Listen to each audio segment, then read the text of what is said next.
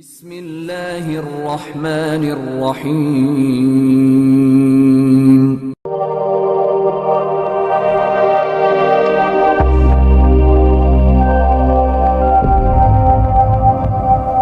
يا أيها الذين آمنوا اركعوا واسجدوا واعبدوا ربكم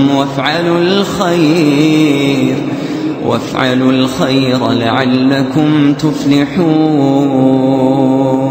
قال رسول الله صلى الله عليه وسلم: أفضل الصدقة سقي الماء. لك سر عند الله بينك أنت وبين الله، هل لك صدقات تخفى؟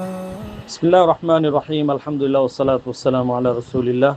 أيها الإخوة المشاهدون الكرام، السلام عليكم ورحمة الله وبركاته. بفضل الله عز وجل نفتتح اليوم بإرماء صدقة جارية عن هلا محمد حمود حفظها الله ورعاها بطرابلس لبنان، التي تم حفرها في قرية شمبور التابعة لولاية رانغفور لدولة بنغلاديش.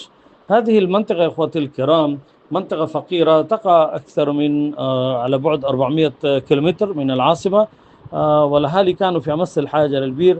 الحمد لله تم الحفر في مكان مناسب جدا. أسأل الله عز وجل أن يتقبل منكم وأن يبارك في حياتكم وأموالكم وذرياتكم ويحقق أمنياتكم ويسعدكم كما أسعدتم هؤلاء الأهالي بهذا الماء السبيل. الله يبارك فيكم ويحفظكم بحفظه. اللهم آمين. ربنا آتنا في الدنيا حسنة وفي الآخرة حسنة وقنا عذاب النار. آمين. ربنا تقبل منا إنك أنت السميع العليم وتب علينا إنك أنت التواب الرحيم. آمين. يا رب العالمين تبودير দান করেছেন তেনার জীবনের গুনাহগুলো maaf করে দিন। আমিন। ইয়া রব্বাল আলামিন এই রমজান মাসের রসিলা করে তেনার পরিবারকে কবুল আর মঞ্জুর করে নিন। আমিন। ইয়া রব্বাল আলামিন আমাদের হাত রয়েছে আমাদের জীবনের গুনাহগুলো maaf করে দিন। আমিন। আল্লাহ আমাদেরকে রমজান মাসের রসিলা করে আমাদের জীবনের গুনাহগুলো maaf করে দিন। আমিন। সুবহান রাব্বিকা রাব্বিল ইজ্জাতি আম্মা ইয়াসিফুন ওয়া সালামুন আলাল মুরসালিন ওয়ালহামদুলিল্লাহি রাব্বিল আলামিন। আমিন برحمتك يا أرحم الراحمين.